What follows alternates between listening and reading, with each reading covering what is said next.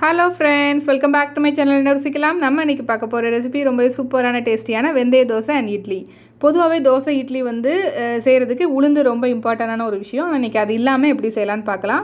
இது செய்ய தேவையான பொருட்கள்: இட்லி அரிசி 1/4 கப், வெந்தயம் 1 டேபிள் ஸ்பூன். ரொம்ப ரொம்ப சாஃப்டாக ரொம்ப டேஸ்ட்டாக இருக்குங்க. கண்டிப்பாக ட்ரை பண்ணுங்கள். முதல்ல இதுக்கு நம்ம இட்லி அரிசியை ஊற வைக்கணும். அதுக்கு சேர்த்துக்கலாம். ஒரு பவுலில் நான் 1/4 கப் முதல்ல சேர்த்துக்கிறேன் இட்லி அரிசி. அதுக்கப்புறம் 1 டேபிள் ஸ்பூன் வெந்தயம். அதுக்கு மேலே சேர்த்துறாதீங்க. அதுக்கு மேலே சேர்த்திங்கன்னா கசப்பு கொடுத்துரும். ஸோ இந்த அளவுக்கு கரெக்டான மெஷர்மெண்ட்க்கு போட்டிங்கன்னா கரெக்டாக இருக்கும். இப்போ இதை நல்லா வாஷ் பண்ணிவிட்டு நல்லா கழுவிட்டு இப்போ இதில் நம்ம தண்ணி சேர்த்து ஊற வச்சிடலாம்.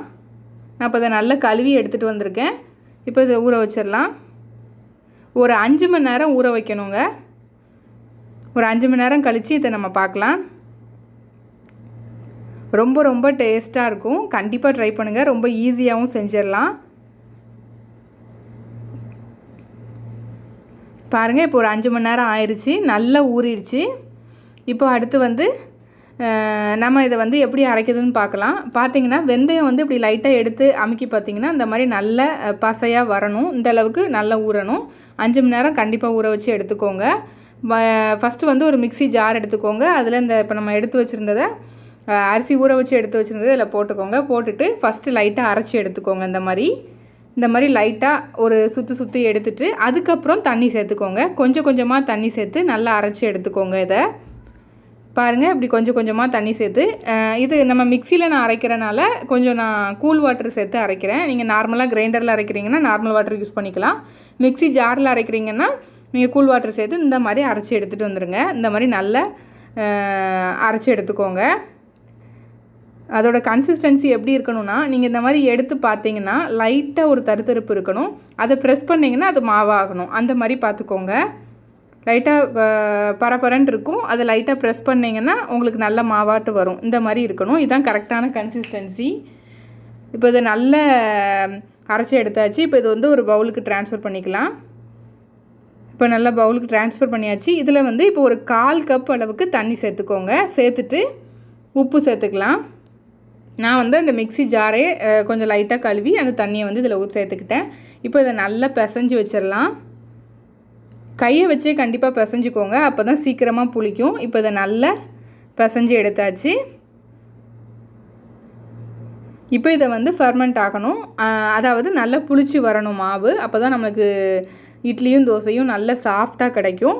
அதுக்கு இப்போ இந்த மாதிரி ஒரு சில்வர் பாத்திரத்தில் வச்சு மூடி வச்சிடலாம். மூடி வைக்கி பார்த்தீங்கன்னா ஏர் டைட்டாக வச்சிடக்கூடாது. லைட்டாக ஏர் அதில் போயிட்டே இருக்கணும். அந்த மாதிரி சும்மா ஜஸ்ட்டு மூடி வச்சா போதும். பாருங்கள், ஒரு 8 மணி நேரம் ஆச்சு எனக்கு இது புளிக்க வைக்கிறதுக்கு. ஒரு 8லேருந்து 10 மணி நேரம் வரைக்கும் நீங்கள் புளிக்க வச்சு எடுத்துக்கலாம். இப்போ பாருங்கள், ஒரு 8 மணி நேரம் கழித்து பார்த்தீங்கன்னா இந்த மாதிரி நல்ல பொங்கி வந்திருக்கும் மாவு. பாருங்கள், சூப்பராக வந்திருக்கு. உளுந்தே இல்லாமல் சூப்பரான இட்லி மாவு நமக்கு ரெடி ஆகிடுச்சு. இதில் நான் கொஞ்சமாக தண்ணி கலந்து கொஞ்சம் மாவு எடுத்திருக்கேன். இதை ஃபஸ்ட்டு நம்ம தோசை ஊற்றிடலாம்.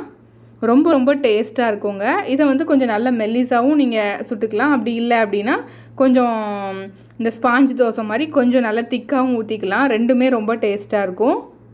இப்போ இதை நல்லா தோசை ஊற்றிடலாம். ரொம்ப ரொம்ப டேஸ்ட்டாக இருக்குங்க. இதுக்கு சூப்பரான ஒரு சட்னி ஒரு சாம்பார் வச்சு சாப்பிட்டு பாருங்கள். ரொம்ப டேஸ்ட்டாக இருக்கும். இப்போ இதை சுற்றி கொஞ்சமாக நல்லெண்ணெய் ஊற்றிக்கிறேன். இப்போ நல்லா வேகட்டும். இதை நீங்கள் ஆப்பம் மாதிரி மேலே ஒரு மூடி வச்சு ஒரு சைடாக வேக வச்சு கூட சாப்பிட்லாம். அதுவும் சூப்பராக தான் இருக்கும். ஆனால் நான் இன்றைக்கி திருப்பி போட்டு தான் சுட போகிறேன்.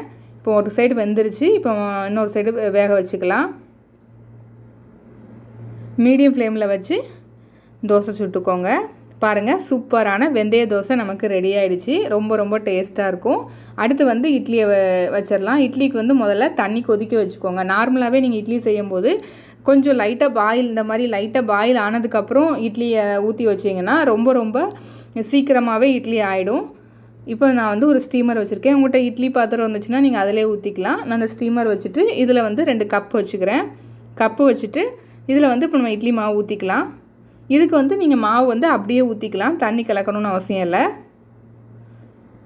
இப்போ இதில் மாவு ஃபஸ்ட்டு ஊற்றிக்கலாம். மாவு ஊற்றிட்டு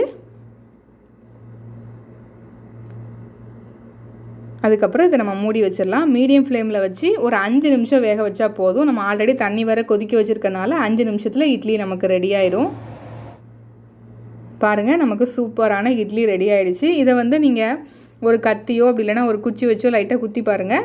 நல்ல உள்ள வரைக்கும் குத்தி பார்த்திங்கன்னா இந்த மாதிரி ஒட்டாமல் வரணும். வந்துச்சுன்னா இட்லி நல்லா வெந்திருக்குன்னு அர்த்தம். பாருங்கள், சூப்பரான சாஃப்டான இட்லி நமக்கு ரெடி ஆகிடுச்சு. நான் இப்போ இந்த இட்லியை எடுத்து காமிக்கிறேன் பாருங்கள், சூப்பராக வந்திருக்கு இட்லி.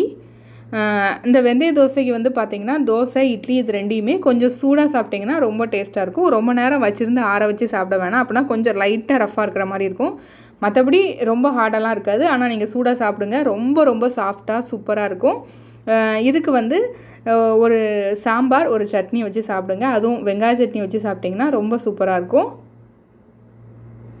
பாருங்கள், சூப்பரான வெந்தய இட்லி வெந்தய தோசை ரெடி ஆகிடுச்சு. உளுந்தே இல்லாமல் சூப்பரான ஒரு இட்லியும் தோசையும் ரெடி பண்ணிட்டோம். இப்போ நான் அந்த இட்லியை பிச்சு காமிக்கிறேன் பாருங்கள், எவ்வளோ சாஃப்டாக வந்திருக்குன்னு. பாருங்கள், சூப்பராக இருக்குது. டேஸ்ட்டும் வேறு லெவலுங்க. ரொம்ப ரொம்ப சூப்பராக இருக்கும். கண்டிப்பாக ட்ரை பண்ணி பாருங்கள். பார்த்திங்களா எவ்வளோ ஸ்பாஞ்சு மாதிரி சாஃப்டாக சூப்பராக இருக்குன்னு. தோசையும் நல்ல சாஃப்டாக தான் இருக்குது. இந்த சூப்பரான வெந்தய தோசையும் இட்லியும் கண்டிப்பாக உங்கள் வீட்டில் ட்ரை பண்ணி பாருங்கள். ட்ரை பண்ணி பார்த்துட்டு உங்களோட கமெண்ட்ஸை கமெண்ட் செக்ஷனில் ஷேர் பண்ணிக்கோங்க. உங்கள் வீட்டில் உள்ளவங்களுக்கும் இந்த இட்லியும் தோசையும் ரொம்ப பிடிக்கும். கண்டிப்பாக ட்ரை பண்ணுங்கள். இந்த சூப்பரான ரெசிபி உங்களுக்கு பிடிச்சிருந்துச்சுன்னா லைக் பண்ணுங்கள், ஷேர் பண்ணுங்கள் அண்ட் கமெண்ட் பண்ணுங்கள். அப்புறம் நம்ம சேனலில் கிவ்வே கான்டெஸ்ட் போயிட்டுருக்கு. மறக்காமல் எல்லோரும் பார்ட்டிசிபேட் பண்ணிக்கோங்க. நிறைய பேர் பார்ட்டிசிபேட் பண்ணிகிட்ருக்கீங்க, ரொம்ப ஹாப்பியாக இருக்குது. இதை பற்றின ஃபுல் டீட்டெயில் நான் தனி வீடியோவாக போஸ்ட் பண்ணியிருக்கேன். டிஸ்கிரிப்ஷன் பாக்ஸில் லிங்க் கொடுக்குறேன், செக் பண்ணிக்கோங்க.